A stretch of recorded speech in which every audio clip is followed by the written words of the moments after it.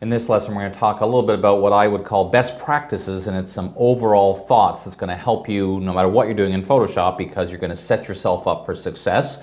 And it also addresses some of the most common problems that I see when people say, how come this tool doesn't work, or why this isn't working the way I want, or why won't Photoshop let me do a certain thing? It's some of the approaches that we need to take to be able to do that. Now, in subsequent lessons, we'll look in more detail about what exactly your layers and all the things that some of the things I'm talking about in this lesson, but this is just sort of getting us started as we're working. So the first thing I want to talk about is something I call the checklist.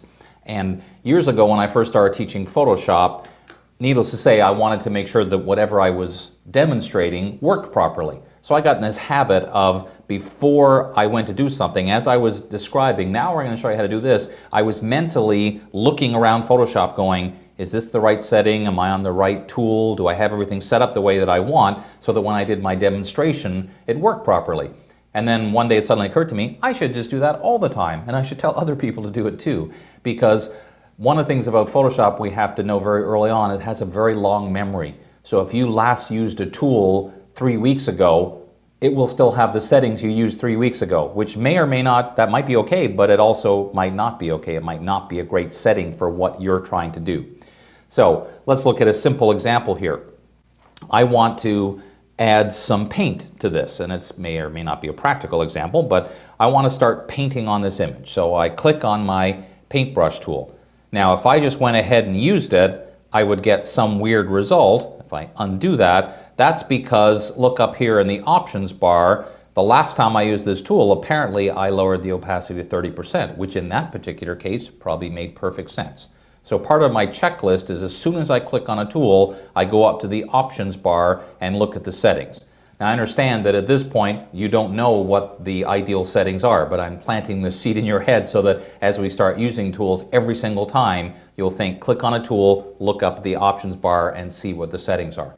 In this case, I want to put it back to 100% opacity. I also have a very large brush, so that's one of the other things I would check in my little checklist, is how big is my brush, and maybe that's a more reasonable size. Do I want the brush to have a soft edge or a hard edge? And again, a lot of these things will depend on what you're doing.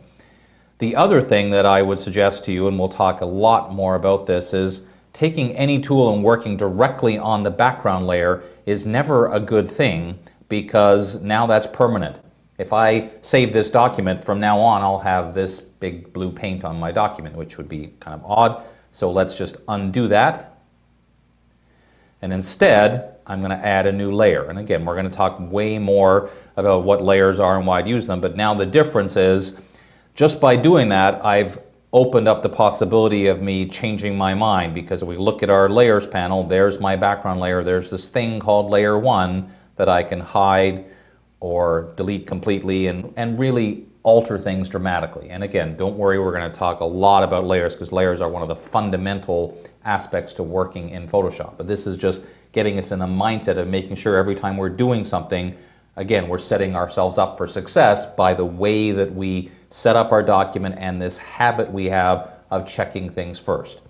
So I go to use any tool. Again, I look at the options bar, I look at the layers panel to decide, should I add a new layer or not? A lot of the time the answer is yes, but sometimes you don't need to, because some tools do it automatically, as once again we shall see.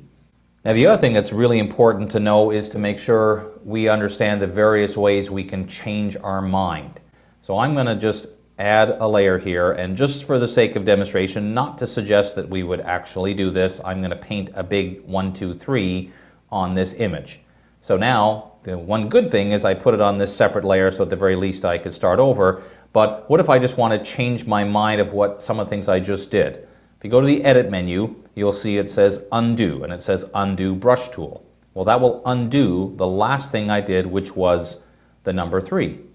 If I go back to the Edit menu, now you see it says Redo. So this command or Control Z, is really undo, redo. It's not multiple undos. Photoshop has the equivalent of multiple undos, but it's not done this way. The command that lets you do more than one undo is called step backwards. And the reason it's called that, if we look in this panel called History, this shows what I've done since I opened the document. I added a new layer, I painted on it, I deleted the layer. I added a new layer again and went brush tool, brush tool, brush tool. So step backwards is the equivalent of going back in time in this list of options. So if I go back to the edit menu and choose step backwards, step backward, each time I do, you'll see it's going back one step. The keyboard shortcut, the way it works is Command or Control Z is the standard undo redo. Step backward is Command Option Z or Control Alt Z. So if you had done like 10 things and you wanted to go backwards, you could just press that shortcut repeatedly. Now, many people talk about the history panel as being the way that's going to save their bacon, so to speak, if they want to change their mind. And that's true, but there's one very important aspect of the history panel you need to know, and that is the history panel is only active and usable while this document is open. So in other words, if I painted 1, 2, 3, 4, 5, 6, 7 brush strokes in the history panel, I would see those. However, as soon as I close my document and save it, the next time I open it, history is gone. The only thing history will say is open. So I suggest that we think of the history panel as either current history or today's history.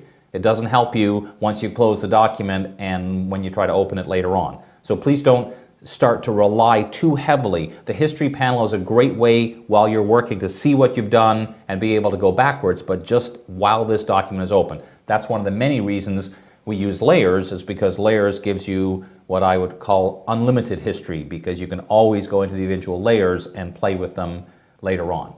Now, as we'll see in further lessons, part of the decision is, should I have one layer? Should I have multiple layers? And you'll see throughout this whole course, I'll answer my own questions a lot of the time by saying, well, it depends, because it does. And that's one of the other things as a general thought process for you is when you're asking yourself a question, should I add a new layer before I move on? The answer in your own head will always, or at least should always, be prefaced by it depends, because there's no hard and fast rule. And that's one of the things that makes it challenging in Photoshop, but it is just a reality of working in this program, is that most of the time we do things a certain way, but not all the time. It really depends on the circumstance. For example, maybe I'm trying to decide on what settings to use for a filter to affect my photograph. Well, the settings that I use for that filter will depend dramatically on what I intend to do on it. For example, am I just putting it on a portfolio on a website, or is it going to be printed as a 13 by 19? Because that will have a different influence on the settings that I might use.